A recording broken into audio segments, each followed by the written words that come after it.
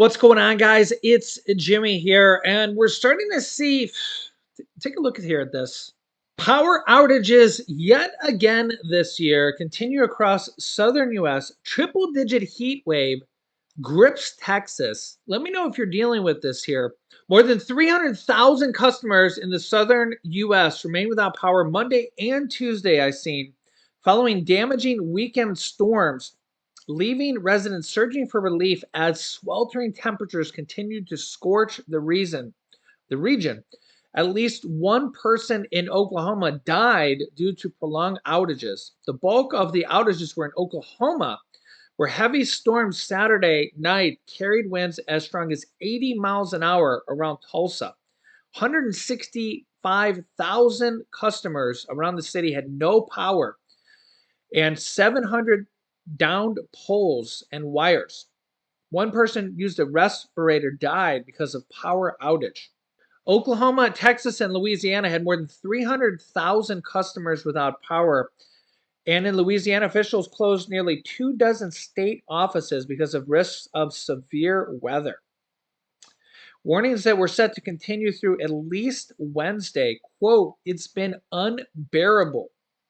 A resident of Mount Vernon, Texas, had said she had not had power for about 3 days already.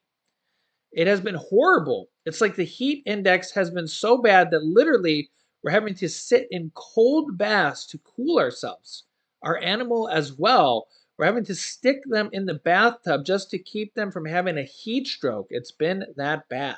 Power outages also extended to Mississippi, where some people had trouble obtaining medication after power forced pharmacy and grocery stores to close as crews were working to restore power in Mississippi with multiple tornadoes sweeping through the state overnight. And particularly in Texas and California, we have seen their struggles with power and the energy grid.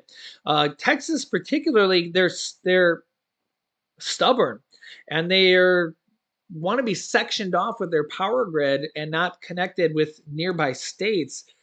We've seen this time and time again where Texas has struggled with their power grid, almost wanting to be like their own state. But in times like this, it has really been a thorn in their side and has caused them to struggle, their power grid struggle. We've seen this in Texas in the extreme of the heat and in the extreme of the winter as well. Let me know if you're in Texas and you're seeing these problems. Both Texas and California, California struggles with it a lot because of their population. Over 50 million people in California, the largest state by population. Both struggling there. California has been struggling with drought as well. If you see my channel, California has, I believe they've started the process of it, but California has a plan to, they can build solar panels over waterways. I'll bring up a picture here. Yeah, here's a good picture of some projects that California is doing here. As they build these out, it's particularly good for two reasons. Number one, it helps with drought because it helps keep the water in because of less evaporation. So it helps water evaporate less because the water, if you just know anything about water evaporation, as the water would evaporate, it evaporates less because it keeps the water in. Okay, you can just see the solar panels over the water there.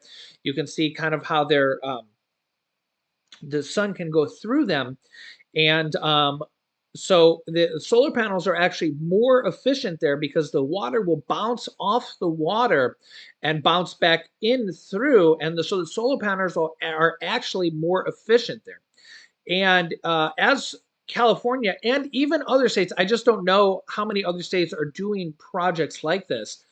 California, if and when they build enough of these, can actually power the entire state or something like that, something very, very powerful like that. It was, again, it depends on how many they build. Yeah, like here, for example, they said that the project will support California Governor Gavin Newsom's call for 60% of the state's electricity to come from renewable sources by 2030. And that if they covered approximately 4,000 miles of public water delivery system in the state with solar panels, could save an estimated 63 billion gallons of water annually, as well as result in significant energy and cost savings. According to the study, 13 gigawatts of solar power the panels would generate each year would equal about 1/6 of the state's current installed capacity and save 63 billion gallons of water annually. That sounds like a double win to me. 13 gigawatts of solar panel power and 63 gallons of water annually saved. Yeah, these are the type of solutions that should be no-brainers, should be being done in probably all states, that have have stuff like this. Why wouldn't this be done? These are the type of things that, like, you build them once and they're there for, long time, right? Especially with solar panels becoming, the panels themselves have been becoming more and more and more efficient. They're not like the solar panels made 20 years ago. I mean, they're probably, 10, 20, 30 times more efficient. The problem with like oil and gas, as back when I was in high school, gas was below $1 a gallon.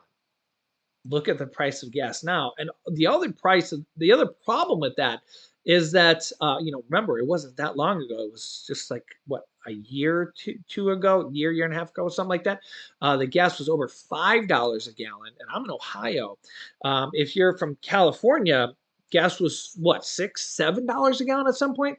The problem with gas, natural gas, and any type of gas coming out of the ground, the more reliant we are on that, at least on a government level or even a personal level, whatever. I don't have an electric vehicle or anything like that, so it's not like I'm pushing that agenda or anything like that.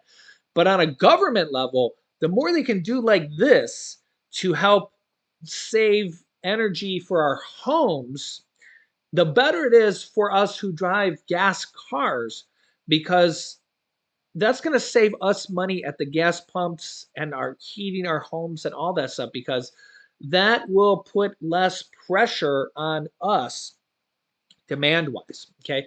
Remember, it's a supply and demand game. So if the government is using more and more gas, natural gas, diesel, all these type of gases to power our electric grid, it just makes the price of gas go up, supply and demand. If they're using less gas, diesel, natural gas to power our electric grid, that will bring the price down. There's less demand for it. Of course, you're going to still need gas for your car. You're going to still need gas or whatever you use for your house. People aren't just going to rush out and change their home heater or their gas car. Some people may change their gas car to electric, but still, I think it's less than 1% of the cars on the road are electric.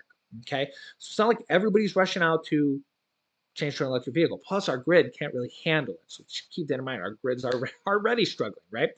So herein lies the problem. But the government can do things like this. Every single state already uses solar and wind power and natural gas and stuff like that to a certain degree. But things like this need to be done. It's literally just smart. Smart. You're saving water. And solar panels, you put them up. Every day is not sunny. We get it. The solar panels nowadays actually are photovoltaic, and they're literally way more efficient. On cloudy days, they still take in energy. They still literally just from light, you know. And again, you know, why would you not build this stuff? They it's like you build it once and they get energy for decades and decades down the road. As opposed to gas, you put in gas in your gas tank, how long does that last? Just think about it. And the other problem is gas that you buy today, what do you think the price of gas is going to be 5 years from now, 10 years from now? Think about how much gas cost 20 years ago. Where do you think the price of gas is going to be 20 years from now, 30 years from now, 40 years from now? Stuff like this, stuff like solar panels or even like wind, you put up a wind turbine and it's there. Yeah, it maybe needs a little bit of maintenance. Maybe 20 years from now or 10 years from now, whatever, you need to replace a propeller or something like that. but it surely lasts a lot longer than like the gas in your gas tank. If you put gas in your furnace at home and you get that bill, how long does that gas last you? And the other problem is how much do you think gas is going to be 5 years from now, 10 years from now? I mean, I graduated high school in 99, 40, 47 years old. Yeah, at some point you get so old you can't even remember, right? Maybe I'm getting dementia, right? Yeah. But gas back when I was in high school at some point was 99 cents. Now gas is, fluctuates by the day, right? We're talking about $3, $4. At one point it was $5. You think those days aren't coming back?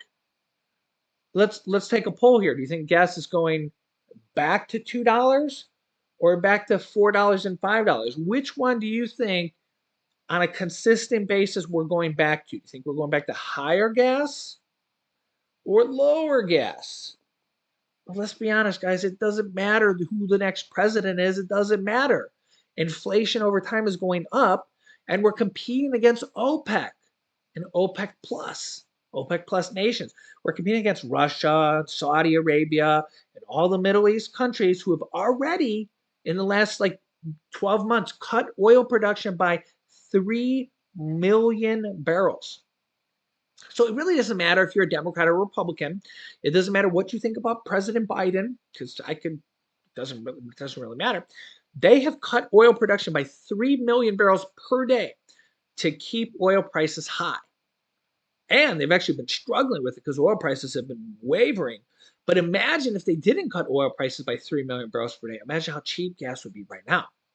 Gas would literally probably be like in the dollar some range, $1.99, $1.85, $2, something like that. I mean, again, it depends on where you live right now. But if they didn't cut oil by 3 million barrels per day, oil and gas would be a lot cheaper than it is now. Even if we don't, because we do buy oil from other countries. Remember, we're an importer and an exporter. Okay, the U.S. is, because it's done through the gas companies, BP, Shell, Exxon. All these oil companies control the gas. They do whatever they want to. Okay, they're the ones importing and exporting. It's almost like a Jerry Seinfeld quote there.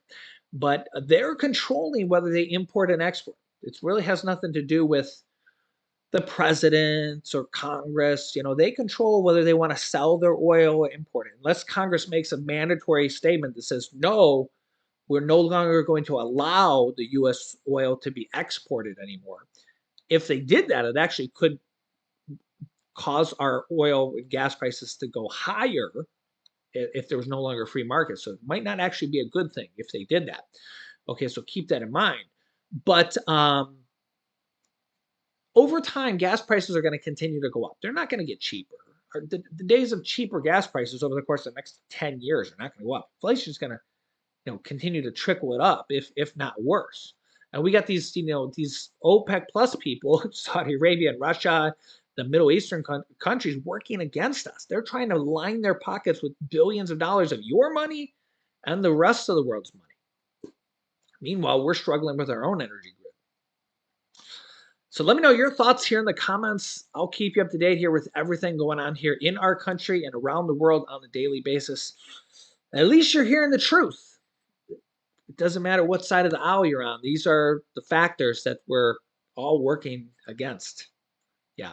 So let me know your thoughts here in the comments. Make sure to subscribe down below if you haven't yet. Make sure to like and share these videos. Here's some videos you should watch next. Here's what China doesn't want you to know about. And the Fed just admitted that banks are going to crash. So click on one of those videos next. Thanks for watching, and I'll see you in the next video.